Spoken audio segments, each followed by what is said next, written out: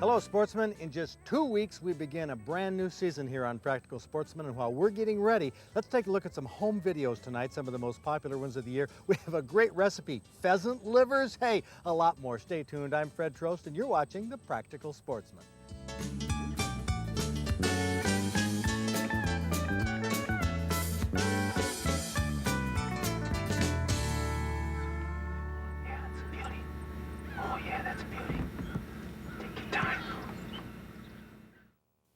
What do we have here? 2 white-tailed deer and a goat? No, that is actually 3 white-tailed deer, but the one is a white deer. That's a rarity in the deer world, but one that Ed Willauer from Ray, Michigan videotaped in August of 1990. Now this was on his 20 acres of vacation property near Lewiston. Ed puts out feed for the deer in July and keeps feeding him through the winter. Now in 1989, he saw this little buck for the first time. It was a twin with a little doe, but the mother and the twin were both normally colored. Now this guy was mostly white. Ed was so excited that he went out and bought a video camcorder just to get some video of this deer. Now it's a white deer, but it's not a true albino. You know how you can tell? Well, right there is the telltale sign. Now that's a bad pun, but the tail is dark, almost black hair on the tail. True albinos have no pigment whatsoever in their bodies. All of their hair is white, their hooves are almost transparent, and their eyes are pink. So the telltale sign from a distance is often the tail. If it's dark, the deer is not a true albino. Although this deer is as close to being an albino as you'll find, it mixes with the other doe and the spotted fawn. Now they're probably related to this white deer. Leonard Lee Roost says that white deer like this are mutations. Oftentimes other non-related deer will drive them away. Leonard Roost says that white mutations like this are easy to sneak up on because usually they're hard of hearing. At least that's Lenny's experience. Ed Willauer used a tripod to steady his pictures, but it was a friction head tripod. You can see how the friction makes for very jumpy pans when he wants to move the camera. John Ford says that you can buy fluid head tripods nowadays for about $120. The fluid head allows you to move the camera smoothly and doesn't jerk like this. It's worth the investment for you home video buffs. Now, if this deer was colored normally, it would blend in with this dead grass, but being white, it stands out. That's why there weren't too many white deer in the United States 100 years ago. Wolves could spot a white deer a mile away, and they were the first to be eaten. But we don't have many wolves around anymore. This little buck made it for 3 years until this past summer when it was hit by a car. Ed said that it always seemed to be a little slower than its twin, and it seemed not to be as healthy as the other deer. That's often the case with mutations, and especially with albino deer. Now this one wasn't a true albino. It had dark hair on its face and tail, dark hooves, dark nose, and eyes. But we thank Ed Willauer for sending us his home video of this extremely unusual buck. It's 9:38 a.m. Saturday, May 18th, 1991. As we were preparing for a wild game dinner at Papa Bear's in Luzerne, a few miles away, one of the Outdoors Club members who had tickets to the dinner, Terry Gillette from Mayo, was videotaping a dramatic rescue of 4 white-tailed deer, all of them bucks, that had become stuck in the mud of the Mayo Pond. One at a time, these bucks were literally pulled from the muck, towed by holding their velvet-covered antlers until they were at a rocky shore. Now, this buck was the first one towed to solid ground, and he taught the rescue party that some of the best-laid plans don't work out. As tired as this buck was, it still had the strength to swim the river. It wanted to get away from the people it saw standing along the shore, and off it went, back towards the mud, the very ground that entrapped it in the first place. You can see its antlers. They're developing fairly well. They stand out against the water. This could easily become a big buck by October. That is, if it lives that long. For a moment, it appeared that this buck had found some firm footing.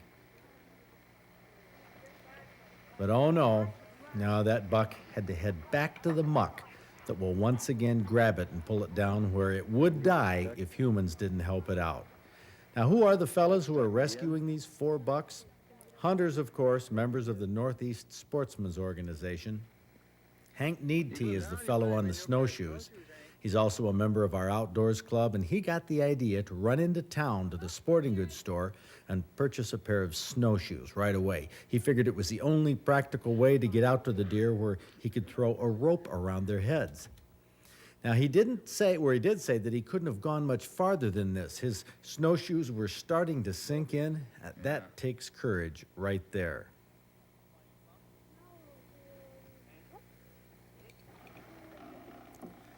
Only a half hour has passed since the first buck was unsuccessfully freed from the muck. It's 10:07, and they're working on the other ones in the group. Now, they'll take care of that first buck when they get these other three loose. Pulling the bucks from the mud is one thing, but getting them near the boat when they get one or two legs free is something else.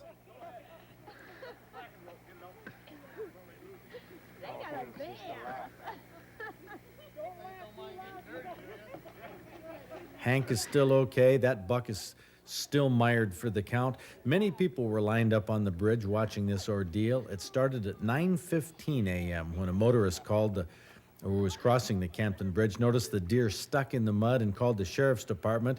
The one officer who responded needed help, so he called Conservation Officer Cheryl Ball, who was backed up by the Northeast Sportsman's Organization, they do a lot of work in the Mayo Pond and the area waters. Now, these club members brought boats, and they bought snowshoes and ropes and worked for 2 hours to get these deer back on dry land. Now, the reason the Mayo Pond is so low right now is Consumers Power is doing some work on their dam, and they had to draw the water down to the normal level of the Osable River. Now, that left all this muck exposed because they dropped that level about 8 or 10 feet. Oh, now right here, things are getting exciting, and frankly, this is an extremely dangerous part of the rescue. Just watch. Got the one out. Looks like this other one might be straight down though. Okay. Let go. Bath time. Got it. Bath time.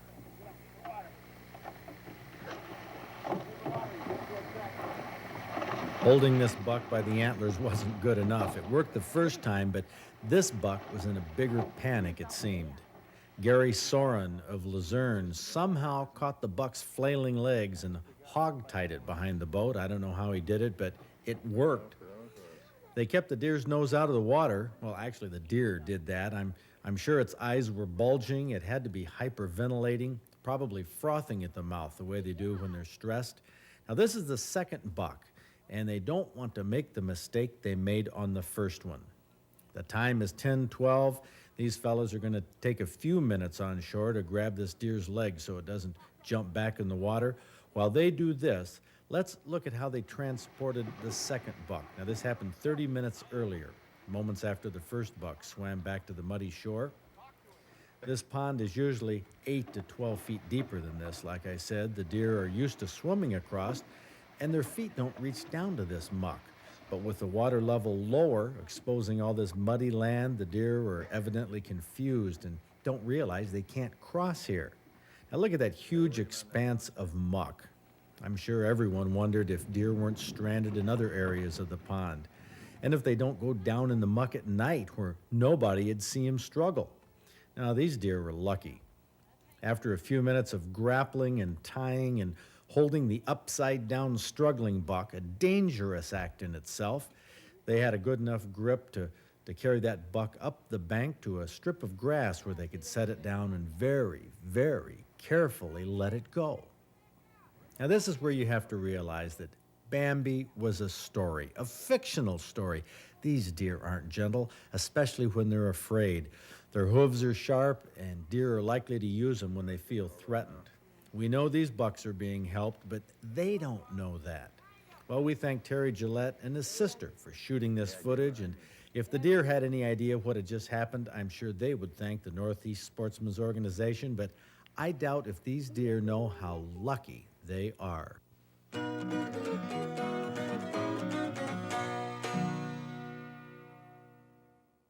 If you're a turkey hunter who drew a permit for the coming spring season, you'll enjoy this home video from Dave the Fighter.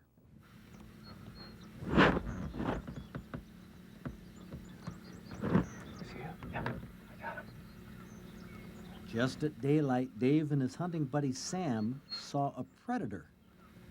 Fox or coyote? Yeah. What is it, a coyote? It's a fox. No, it's leaving now. It's big. Yeah. I think it's a coyote. Well, it wasn't a dog. It kind of looked like a fox at times, but the tail, to me, doesn't look large enough. But as it trots along, its tail is down like a coyote, but I'm not sure. I kind of go back and forth on this one. And watching it in slow motion isn't much help either. It looks larger than a fox, but it obviously didn't feel up to going after a flock of wild turkeys. What do you think it is? Well, we freeze-framed Dave's tape here. There are 3 wild turkeys still on the roost in the trees next to the field. One is easy to see. The others blend in, but they start dropping down into the flock. Now, this is really a neat moment to see, one that John Ford and I haven't been able to capture on tape. One bird drops down, and the others in the trees change position as they get ready to fly down too. There's another one flying down. How do you think? There's another one. You think they're going to react to these decoys or not? Oh, yeah. Dave DeFighter and Sam Rahimi were in a blind, in a deer hunting blind. It was Sam's first turkey hunt. But don't shoot. Let you see up here. Yeah. Okay. Dave was running the camera at the same time he was doing the calling.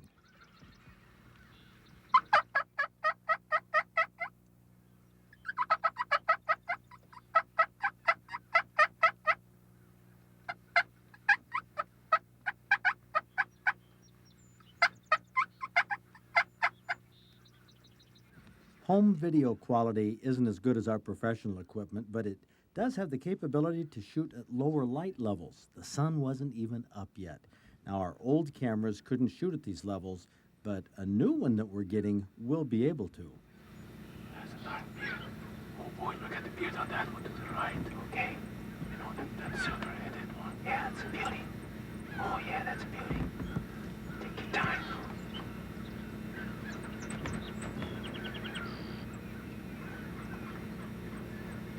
Don't do any more talking, okay? Well, this is what makes turkey hunting exciting. The tension. The way you can see and hear the gobblers move slowly towards your decoy or your calls. But nothing's for sure with turkeys. Their eyes are so keen that one false move on your part and they'll be gone in a flash. No, there's a change. The one in the front's got a bigger beard. The one in the front. Going on in my range. Is the one to the right good? No, the one on the right, the front one's better. Just wait, the rest are coming.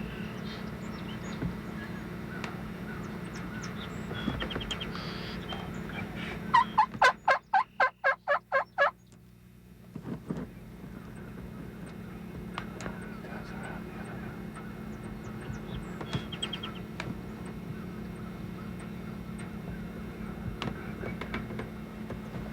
Ready for it. Go to the left now. Yeah, It's a good one. yeah.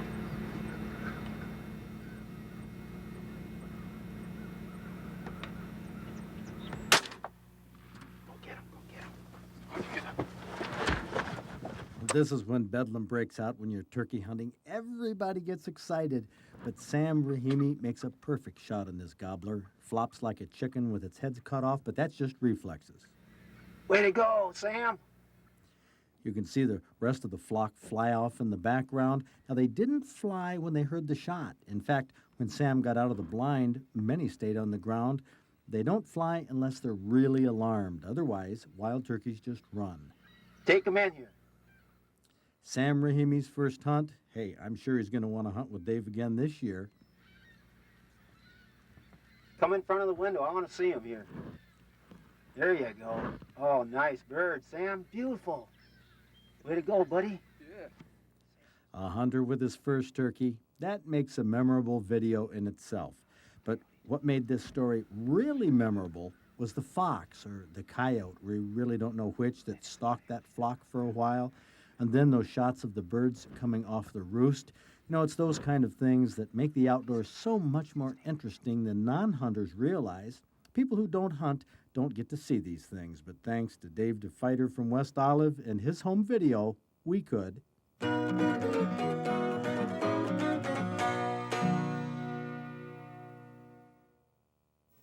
In the spirit of being practical, Denise Casimir from Grand Haven has sent this recipe. People don't know what it is right now, but this is called wild rice with pheasant livers. All you kids out there, I know you're going crazy. A lot of people are. We're getting a big reaction here in the cabin. Oh yes, but there they are. These are actually chicken livers because Yes. you wouldn't get enough pheasant livers No. together. That's wild rice, and what else is in here? Onion, Mm-hmm. chicken stack.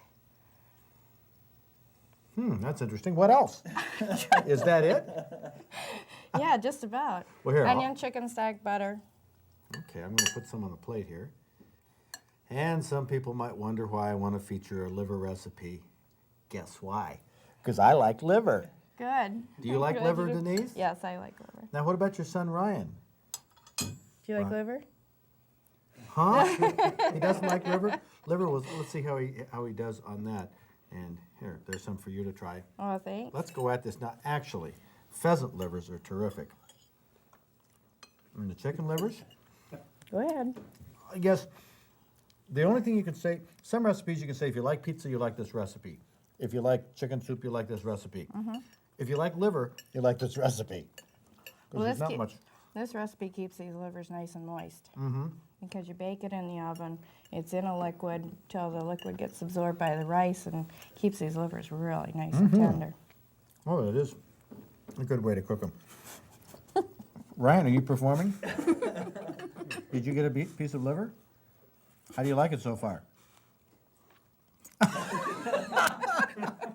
Well, without saying a word, Ryan says it all. But Denise, Thanks, honey. we don't care because that leaves the livers for the rest of us. Sure. And Some more of these livers. have you ever had pheasant livers? You haven't? They are terrific. I had some last year opening day. Nobody else in the party wanted them. You people are missing out. Denise Casimir from Grand Haven has the greatest recipe for wild rice and pheasant livers. And it's Thanks. all for us, isn't it? Thanks, yeah.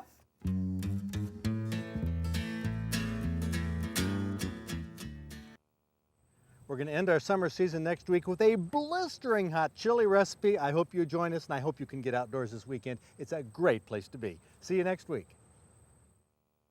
This is the first time that I've ever been fishing in my life. Went out with a buddy of mine from work, and just to show you how inexperienced I was, we had a hit off of the planer board. I jumped up, grabbed the wrong rod, and Dan jumped up and said, "No, you've got the wrong rod." Handed me the right rod. Continued to troll it in, reel it in, and got up close to the boat, and it really started to put up a fight, and I was shaking in my shoes, to say the least. Got ready to hand the rod to Dan and said, "It's all yours now," in fear of losing this nice-looking fish. And Dan said, "No, it's yours to keep or lose." And at that time, it took off and ran about 100 yards away from the boat and continued to bring it in and landed it. Didn't at the time really even know that we had the quality fish that we did, but we're quite excited. That's Well, I the guess first time so. that he'd ever caught a brown trout What in his about- boat. First time he'd caught a brown, and that was your first fish? That's in right. your life? In my life. That's terrific. 29 and a half inches, 16 pounds. Congratulations, Todd. Thank you very much. You're hooked on fishing now, aren't you? I'm dead hooked. Super. Way to go. Congratulations, Todd Marvin.